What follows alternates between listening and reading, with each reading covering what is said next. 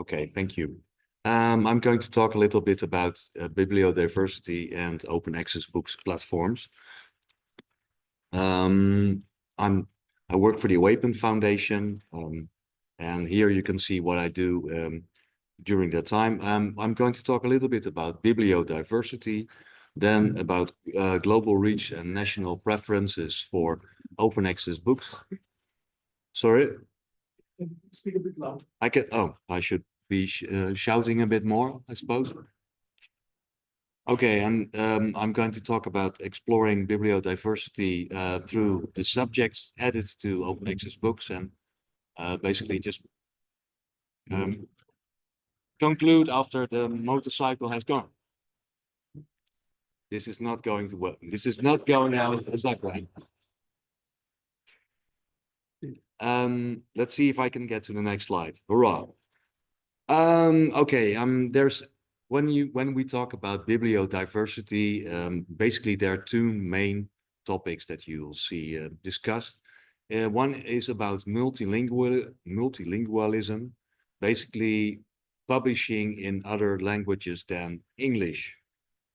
Another big part of this discussion on bibliodiversity is about the lack of balance for knowledge production and knowledge dissemination. Basically, that a few that the platforms to do so are in the hands of a relative few people. So basically, all these things are about writing, but before you get to writing, you also, I would like to say, you would like to start consuming knowledge.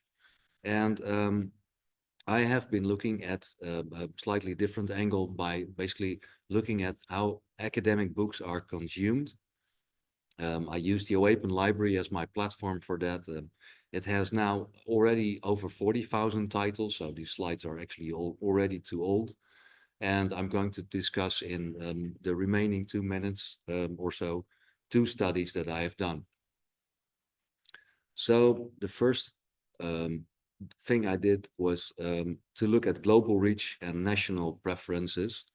So the main assumption is that people only read in English, and these things that we read in English have an international focus. And if it's written in a different language, then it will probably have a local focus. And we are all very international, and etc., etc. And the results were slightly different, actually, because what I did see when I looked at the most popular titles per country, that the majority of them were actually in a local language, and local is not always the let's say the national language, but for instance, in African languages, there's quite a lot of usage from French language books.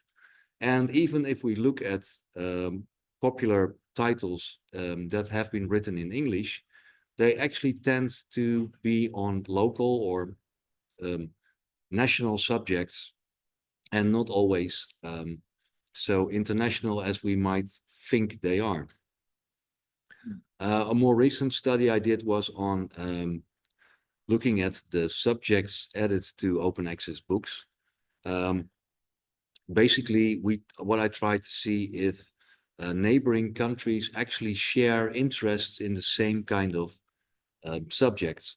And this is actually more or less language independent, because I based it on a classification that we used, the thema classification. And by using some clustering algorithms, I was basically seeing that I was able to cluster neighboring countries and subjects. For instance, in East and South African countries, there's quite a lot of interest in things like education and economics. And also a lot of countries that bordering on or are Russia are very much into social sciences and military history. I have 1 minute, and I think I have 1 slide. So what did we see? Well, we did see a global interest in books that are actually having a regional focus, and that there are regions that share interest in the same subject. So this is basically a different aspect of bibliodiversity that I would hope that more people would investigate further. Thank you very much.